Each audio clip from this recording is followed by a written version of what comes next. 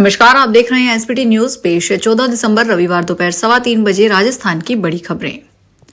अलवर के सिलीसेट में देशी ठाठ होटल को यूआईटी प्रशासन ने शनिवार को वापस सील कर दिया। पहले 4 दिसंबर को सील किया था, लेकिन एडीजे कोर्ट नंबर 3 ने होटल मालिक को राहत देते हुए 28 दिसंबर तक सील हटाने के आदेश दिए थे। इसके बाद यूआईटी हाईकोर्ट पहुंची तो कोर्ट ने वापस एडीजे कोर्ट को 12 दिसंबर को सुनवाई करने के आदेश दिए, लेकिन इस दिन भी सुनवाई नहीं हुई और 15 दिसंबर की तारीख दे दी। अब यूआईटी ने वापस होटल को सील कर दिया। यूआईटी के अतिक्रमण निरोधक अधिकारी मानवेंद्र जायसवाल ने बताया कि देशी ठाठ होटल को वापस सील किया है। पहले सील किया तो कोर्ट ने सील खोलने के आदेश दिए थे।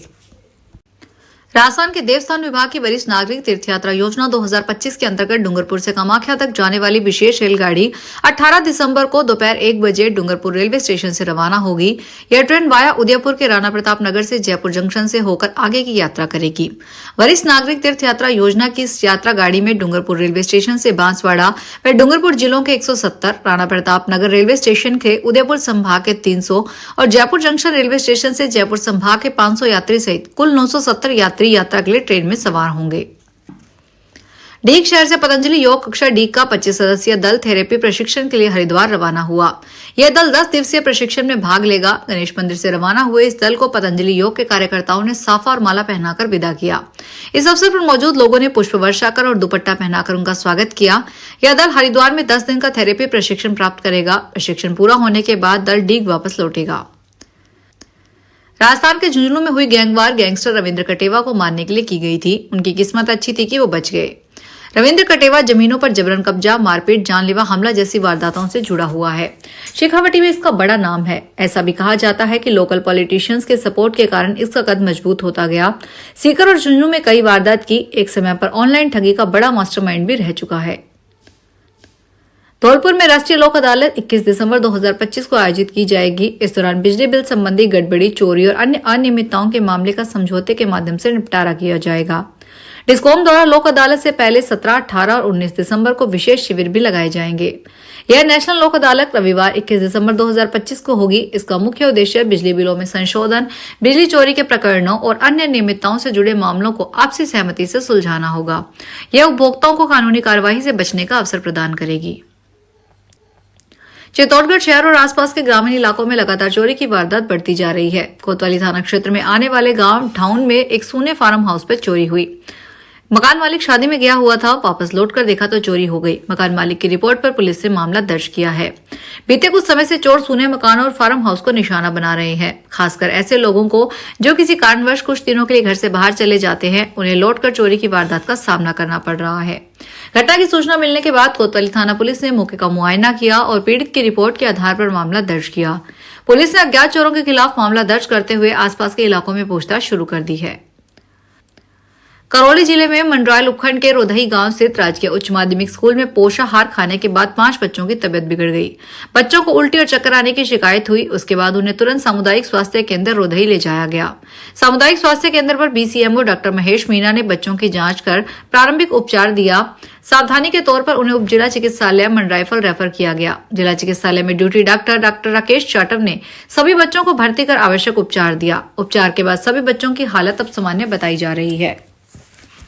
डूंगरपुर में राजस्थान युवा बोर्ड द्वारा 15 दिसंबर को जिला स्तरीय युवा महोत्सव का आयोजन किया जाएगा। यह महोत्सव डूंगरपुर ब्लॉक के राजकीय उच्च माध्यमिक स्कूल सतीरामपुर में होगा। आयोजन की तैयारियों को लेकर शनिवार को मेजबान स्कूल में एक बैठक हुई। इसमें एसीबीईओ विमल साध और कार्यक्रम प्रभारी प्रधानाचार्य ओजस्वी परमार मौजूद रहे। बैठक में बताया गया कि महोत्सव के लिए सुबह 8:30 बजे से 10:30 बजे तक पंजीकरण होगा, जिसके बाद 11 बजे से कार्यक्रम शुरू किए जाएंगे।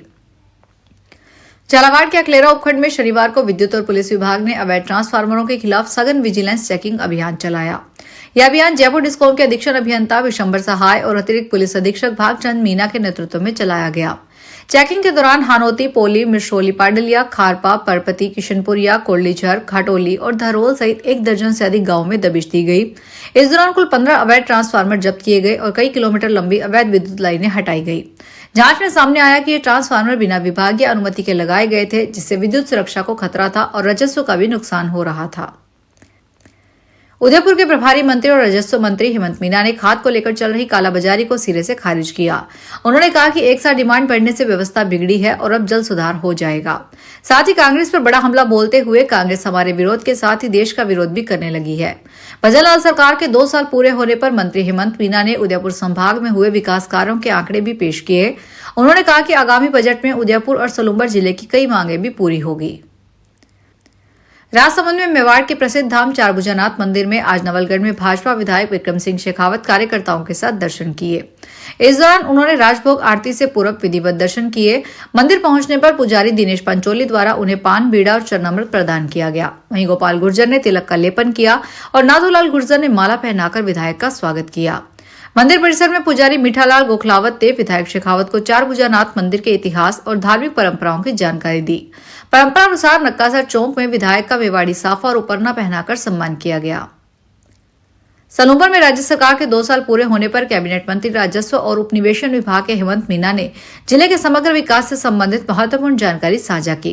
वित्त विभाग की मंजूरी के बाद डिस्ट्रिक्ट मिनरल फाउंडेशन ट्रस्ट मद से जिले में 107 करोड़ रुपए के विकास कार्यों की वित्तीय स्वीकृति जारी की गई। इन स्वीकृतियों के तहत 8 विभागों के कुल 889 कार्यों को मंजूरी मिली है।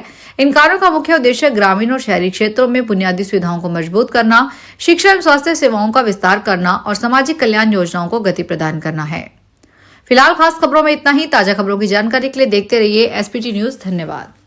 अगर आप भी अपने आसपास की छोटी बड़ी और महत्वपूर्ण खबरों से अपडेट रहना चाहते हैं तो सब्सक्राइब कीजिए हमारे चैनल एसपीटी न्यूज को और प्रेस कीजिए बेल आइकन पर